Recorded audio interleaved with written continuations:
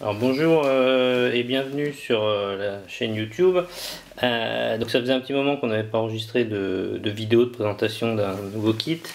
Alors je reste toujours dans les kits Tiger Model et cette fois-ci c'est la sortie du AMX10 RC qui correspond en fait à la toute première version de la AMX10 qui a été en service notamment dans l'opération Tempête du désert, Desert Storm, avec une division française qui s'appelait la division Daguet en 1991. Donc, et c'est exactement l'habillage qu'on a ici aujourd'hui pour cette toute première version de la MX-10 RC et non pas RCR. Donc en fait, je vous avais présenté au tout début le tout premier kit de Tiger Model qui était le RCR, donc RC rénové avec en fait du blindage additionnel, une tourelle de nuque revue et corrigée, etc.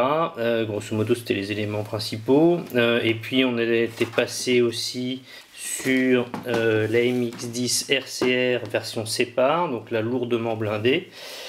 Et là donc cette fois-ci c'est le tout dernier et on va regarder un peu les spécificités de ce kit par rapport aux deux autres.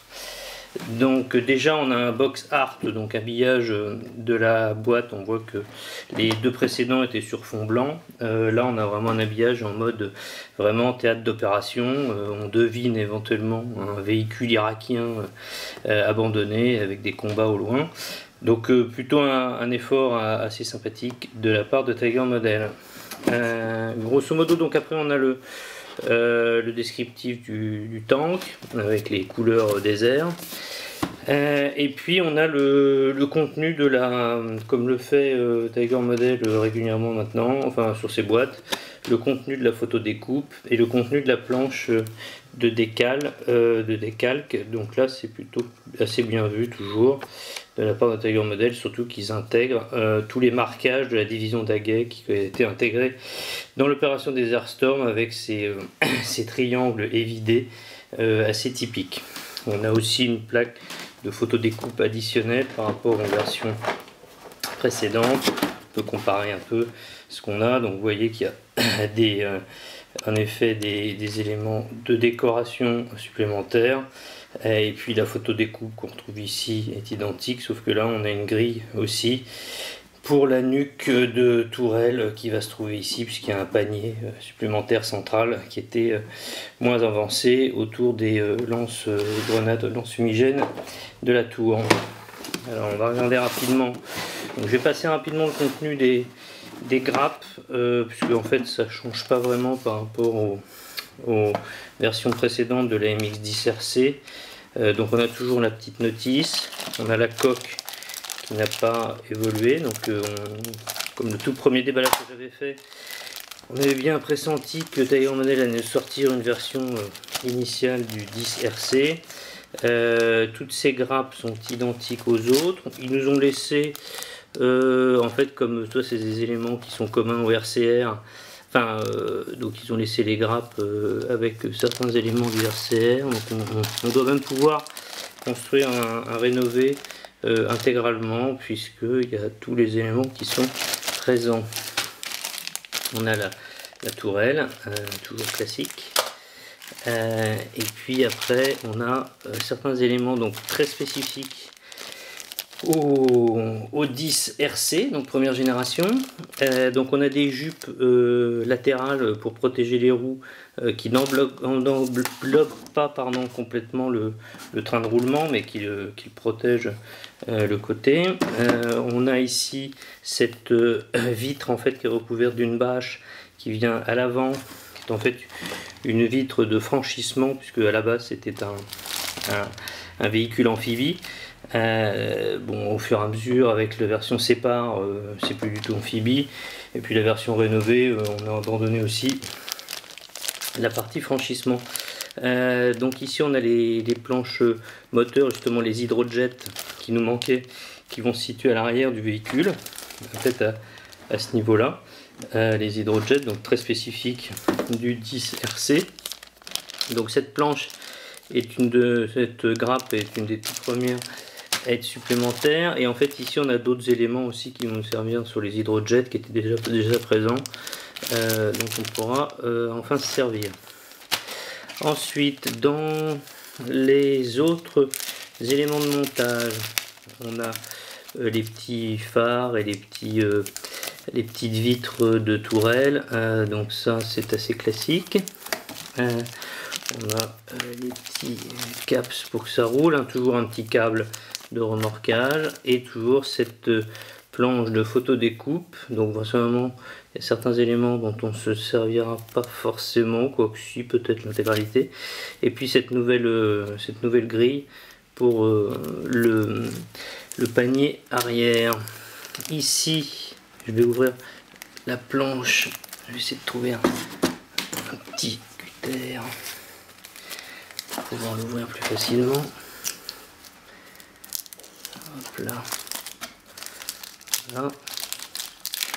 Je fais ça un peu en direct à l'arrache.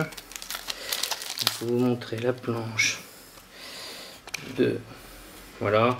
En fait, ce sont ces éléments là qui sont vraiment distinctifs de la division Daguet. Et puis en plus on a aussi le marquage de tonnage qui est sur une autre couleur, plutôt version 3 tons autant, et la version désert a priori. Donc ça c'est plutôt bien vu aussi. Donc c'est pas mal. Voilà.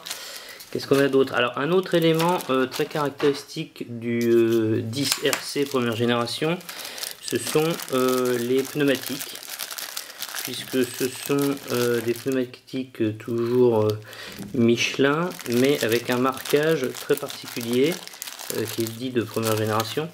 Et là en effet c'est bien vu de la part de Tiger Model.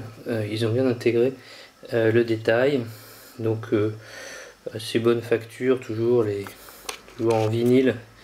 Ça mérite peut-être d'être remplacé par des roues résine, mais avec un bon traitement ça peut passer, en espérant que ça se dégrade pas à l'usure.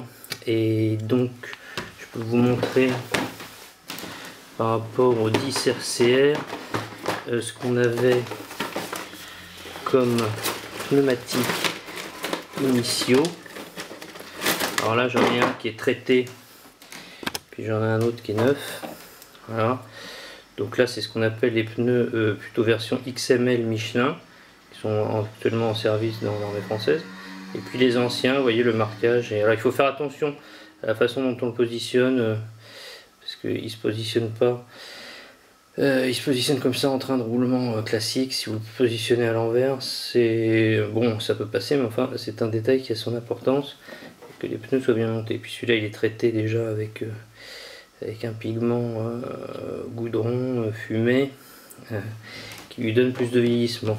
Donc voilà, ça va aller ici. Ça c'est pour le RCR, on va pas tout mélanger. Oula, attention. Voilà. Et alors le dernier élément, on n'a pas vu, c'est le petit guide de couleur et de marquage. Et là, on nous propose deux versions, enfin une seule version d'ailleurs. La 6e brigade légère blindée, 6e BLB, 1er régiment de Spahis, Gulf War 1991, donc guerre du Golfe 1991, donc on est bien dans le ton, avec le marquage classique, donc 2 tons, et puis on retrouve bien tous les éléments.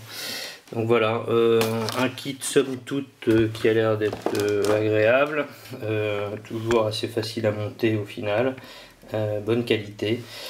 Donc voilà, on a définitivement, je pense, enterré ce genre de kit qu'on trouvait au préalable sur le marché, que je garde toujours comme une précieuse relique, et je crois que tous ces éléments de résine que certains d'entre vous doivent bien connaître, bah, tout ça c'est un peu passé à la trappe maintenant, avec la savonnette de la coque qui pèse bien 3 kg, et puis les roues résine classiques, toute la photo découpe azimut. Mais bon, ça reste presque une pièce de musée. Donc voilà, On va pouvoir monter tout ça tranquillement en oubliant ce vieux kit Azimut qui est définitivement parti pour les oubliettes. Voilà, à bientôt, merci.